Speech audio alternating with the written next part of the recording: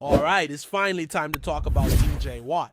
But hold on, this isn't going to be one of those over-the-top highlight reel breakdowns or just another hype piece repeating the same stats everyone already knows. No, this is about digging into what really matters when we talk about TJ, the Pittsburgh Steelers, and what his role means going into this season. Not just from a contract perspective, but from a pure football point of view. Because here's the thing, the deal is going to get done. You can bet on that. Anyone who's been watching this team closely knows this was never in doubt. Since day one, it's been pretty clear. TJ wants to stay, the Steelers want to keep him, and both sides are smart enough to know when something just makes too much sense. He's at camp. He's around the team. He's doing individual work on the side, staying active, staying focused. That's not a player who's looking to skip town or send some loud message through a holdout. It's a hold in, not a disappearance act. We've seen this before. He's doing his drills, staying in shape, keeping involved without risking unnecessary injury during contract talks. It's professional, it's measured, and honestly, it's smart, especially for a player of his caliber and age. Now, let's address the contract elephant in the room. Yes, he's going to get paid. And no, it's not going to break the team. When you have a guy like TJ, you don't mess around. You keep him. Full stop. The Steelers have cap room, they have flexibility, and more importantly, they have reason. TJ Watt is still playing elite level football. At 30 years old, he's not showing signs of slowing down when healthy. Over the past 2 seasons alone, he's racked up over 30 sacks, more than 60 quarterback hits, and forced double-digit fumbles. That's not normal. That's not even just good. That's top-tier dominance, game-wrecking, franchise-shaping production. So whether that extension is for 2 years, 3 years, 4, whatever the number ends up being, there's no debate. He's worth it. But here's where things get real. Even a guy like TJ isn't immune to the ups and downs of an NFL season. Let's not sugarcoat what happened at the end of last year. The Steelers stumbled hard down the stretch, and yeah, TJ's production took a hit right along with the team. In the final 4 games, including that frustrating playoff loss, he had just 7 tackles, 0 sacks. And that's not the TJ Watt we know. That's not the guy who eats offensive lines for breakfast and ruins quarterbacks' lives by lunchtime. So what happened? A lot of things, actually. You could point to the offense being unable to stay on the field, leaving the defense gassed. You could look at the quality of the opponents down that final stretch. You could consider the brutal stretch of scheduling, 3 games in 11 days, for example. That drained the roster. Or maybe, just maybe, it was all of that and then some. And let's not forget, TJ took a hit in that Eagles game that looked bad in real time. Honestly, the fact that he bounced back so quickly was impressive in itself. But when you dig deeper, you see more than just physical wear and tear. He was being chipped, sometimes double-teamed, though not always, far more often late in the season. And then there was that playoff game. Man, if you want to talk about questionable coaching decisions, this was one for the books. For reasons still unclear, they decided to get cute with the defensive scheme. They had TJ crashing down on Derrick Henry again and again, even when Henry didn't have the ball. That's not using your best player the right way. That's mismanagement. You got a future Hall of Famer and you turn him into a decoy? Come on! If you're going to throw a gimmick defense out there, don't make TJ the centerpiece of it. That's not how you win in the playoffs. Now, does that stretch diminish everything he's done? Absolutely not. But it's a reminder, it's a wake-up call that even the best need help, that a defense can't run through one superstar forever, no matter how good he is. Because while TJ remains the face of that unit, the Steelers need to evolve around him. They need to be smarter with how they deploy him, and they've hinted at exactly that this offseason. There's been talk about moving him around on the defensive front, making it harder for offenses to key in on him. Mike Tomlin's acknowledged it. Omar Khan's acknowledged it. TJ himself has talked about it. So this isn't just some media-driven idea. It's something that's genuinely on the table. And yeah, we've seen it happen here and there, but not consistently. If the Steelers really want to maximize his impact, especially with the wear and tear that comes from a decade in the league, this might be the move. Get creative. Make the offense guess a little more. Force them to adjust, not the other way.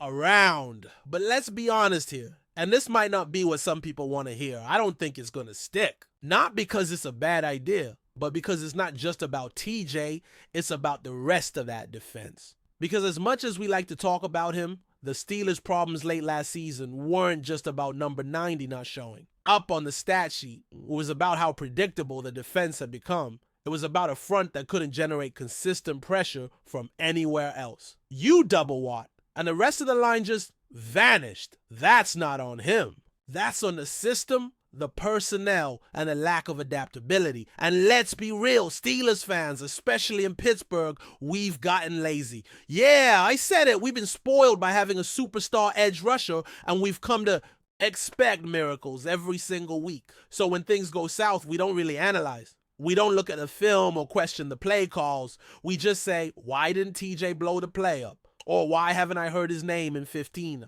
minutes? Like he's supposed to be a one-man wrecking crew on every snap. That's not fair.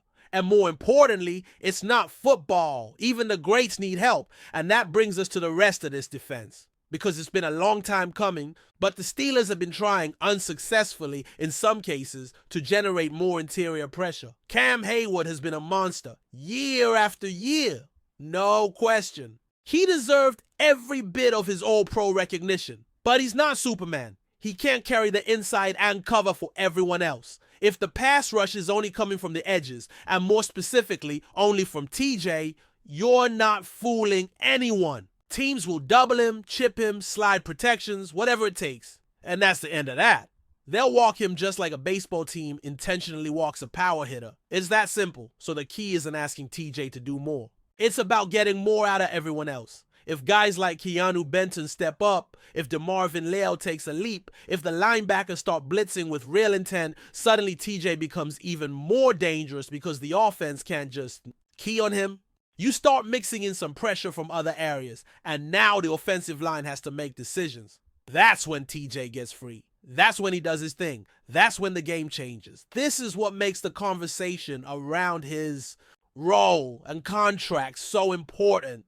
Because yes, he's worth the money. Yes, he's still elite. But if you're serious about contending, if you're serious about maximizing his impact for the next few years, you've got to be smarter with how you build a defense around him. You can't just cross your fingers and hope he saves the day every Sunday. That's not strategy. That's desperation. And look, I know how Steelers culture works. It's built on tough defense, big plays, and guys like TJ who make game-changing.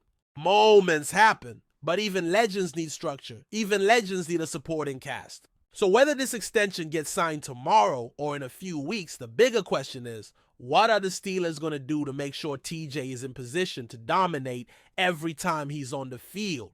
Because if you surround him with the right pieces, give him the right scheme, and keep him fresh, then he's going to keep being that nightmare for quarterbacks that we've all come to love. So now we're looking ahead. The contract?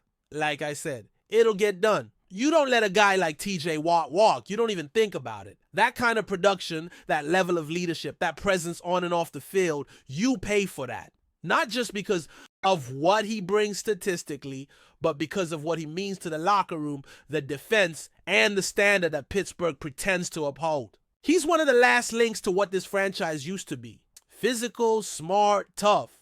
Not just a pass rusher, not just sacks and splash plays. We're talking about a guy who knows when to play contain, when to drop, when to bait a throw, when to time a jump, when to play the long game across 4 quarters. And yet, despite everything he's already done, Defensive Player of the Year, Pro Bowls, All-Pro selections, record-setting seasons, there's still a sense that we haven't seen the best version of him. Not because he's been holding back, but because the system around him hasn't allowed for that full expression. There are too many moments where he's stuck doing cleanup. Too many series where he has to compensate for teammates missing assignments or defensive calls that ask him to play on his heels instead of letting him attack. He's out there giving 110% while the scheme is dragging him down to 90. But before we dive in, don't forget to subscribe to Steelers Nation Central and hit the like button on this video. Your support helps us keep bringing you the latest updates on the Pittsburgh Steelers. And don't forget to share your thoughts on the news in the comments below. In a move that's sending shockwaves across the NFL landscape, whispers out of Pittsburgh suggest that Steelers head coach Mike Tomlin may have just confirmed what many insiders have speculated for weeks. Star linebacker TJ Watt is on his way to Philadelphia. While no official statement has been released by either franchise, a recent offhand comment by Tomlin during a press availability has sparked a flurry of speculation, with fans and analysts alike scrambling for answers. According to unnamed sources close to the organization, Tomlin allegedly alluded to the departure of a defensive cornerstone when asked about the team's outlook for the upcoming season. Many believe he was referring directly to Watt, the face of the Steelers' defense for the past several years.